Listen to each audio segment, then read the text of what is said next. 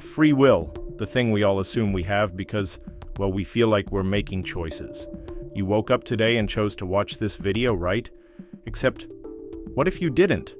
What if every single decision you've ever made was already set in stone before you were even born? Depressing? Maybe. But let's be real.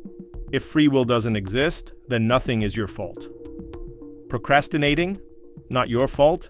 Eating an entire pizza at 2 a.m.? Not your fault. Clicking on this video instead of doing something productive?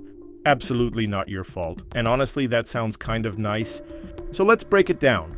Are you the captain of your own destiny, or are you just a highly complex meat robot following a script you can't see?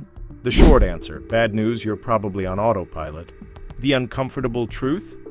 Most scientists, philosophers, and neuroscientists lean toward no. Studies have shown that your brain makes decisions before you're even aware of them. Like milliseconds before you think you made a choice, your brain already lit up and decided for you. So congrats, you're just along for the ride. Neuroscientist Benjamin Libet ran an experiment where people were asked to press a button whenever they felt like it. The catch? Brain scans showed that the decision to press the button happened before they consciously decided to do it. In other words, by the time you think you're making a choice, your brain already sent the order. You're just here to justify it after the fact.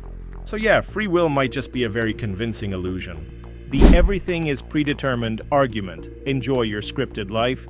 The big idea here is determinism, the theory that everything, from the birth of the universe to what you ate for breakfast, was set in motion by an unbreakable chain of cause and effect.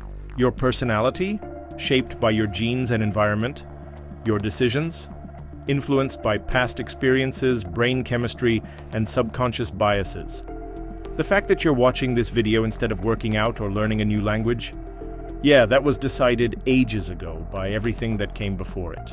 If you could rewind the universe and hit play again, you'd make the exact same choices every time, because every atom in your brain would be in the same place, firing the same neurons, producing the same thoughts. So, does that really sound like free will?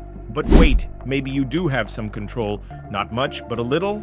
Now, for the optimists in the room, some philosophers argue that compatibilism is the way out.